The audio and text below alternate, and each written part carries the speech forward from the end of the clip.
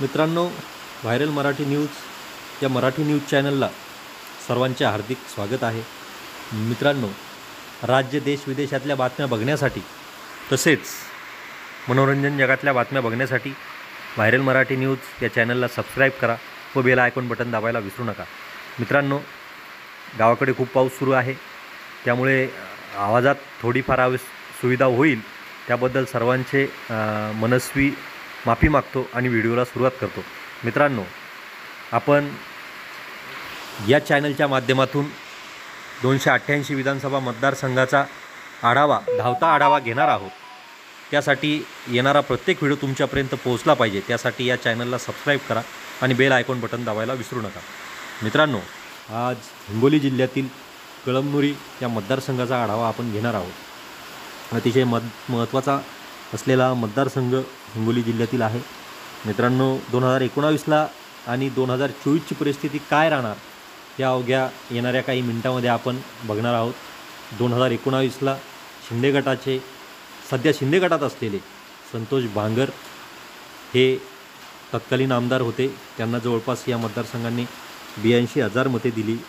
मित्रांनो, संतोष बांगर यांच्या विरोधात वंचित बहुजन आघाडीचे नेते अजित मगर हे निवडणूक लढले। त्यांना या मतदारसंघाने जवळपास 66,000 मते दिली आणि तिसऱ्या क्रमांकावर काँग्रेसचे माजी आमदार असलेले संतोष टारपे हे राहिले। त्यांना जवळपास मतदारसंघाने 57,000 मते दिली। मित्रांनो, हा झाला 2019चा लेखाजोखा।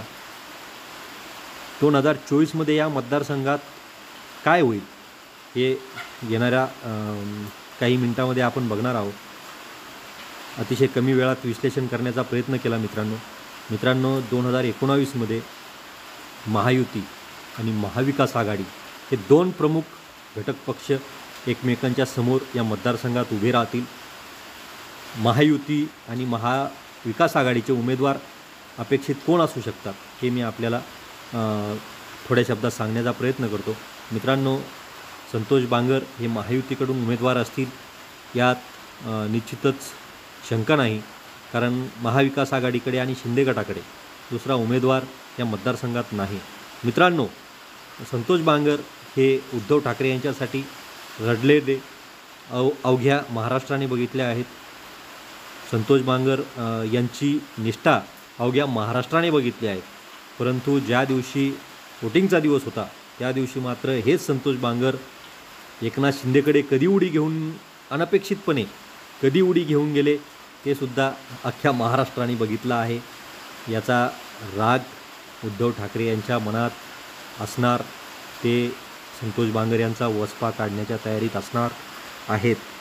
त्यामुळे येणाऱ्या काळात चांगला उमेदवार देऊन त्यांच्याकडे बरेच पर्याय आहेत। त्यापैकी पहिलं नाव म्हणजे मागच्या वेळेस वंचित बहुजन आघाडीवर लढलेले अजित मगर असतील। अजित मगर हे वंचित बहुजन आघाडीवर लढून दुसऱ्या क्रमांकावर होते। आता त्यांनी उद्धव ठाकरे यांच्या उपस्थितीत शिवबंधन बांधलं आहे। अतिशय दांडगा असा जनसंपर्क त्यांचा आहे, समाज पाठीशी आहे। निष्ठावंत शिवसेनेचे त्यांना सहकार्य करत आहेत। मित्रांनो, अजित मगर हे मागच्याच वेळेस इच्छुक होते, काही कारणांनी त्यांचं तिकीट टाकलं गेलं, त्याच्यामुळं त्यांनी वंचित बहुजन आघाडीचा मार्ग अवलंबला। मित्रांनो, जनसंपर्क दौऱ्याच्या माध्यमातून अजित मगर कळमनुरीमध्ये फिरत आहेत। दुसरे उमेदवार असलेले तिसऱ्या क्रमांकाचे संतोष टारपे हे तिसऱ्या क्रमांकावर होते 2019ला। यावेळेस त्यांनीसुद्धा शिवबंधन बांधून शिवसेनेत प्रवेश केला आहे। संतोष बांगर याचा वचपा काढण्यासाठी अजित मगर आणि संतोष टारपे हे दोन नावं शिवसेनेकडे आहेत। त्यांनीसुद्धा हाती शिवबंधन बांधलं आहे। अतिशय दांडगा जनसंपर्क त्यांच्याकडे आहे। तसेच तिसरे उमेदवार किंवा तिसरा चेहरा आहे ते जिल्हाप्रमुख विनायक भिसे अतिशय दांडगा असा जनसंपर्क विनायक भिसे यांचा आहे। छावा संघटनेच्या माध्यमातून त्यांनी भरपूर काम जिल्ह्यात केलं आहे। मित्रांनो, नुकत्याच झालेल्या लोकसभेच्या निवडणुकीत नागेश पाटील आष्टीकर यांना या मतदारसंघाने भरीव असे मतं दिली आणि हे दाखवून दिलं आहे की निष्ठावंत शिवसैनिक अजूनही या मतदारसंघात उद्धव ठाकरे यांच्या पाठीशी आहे.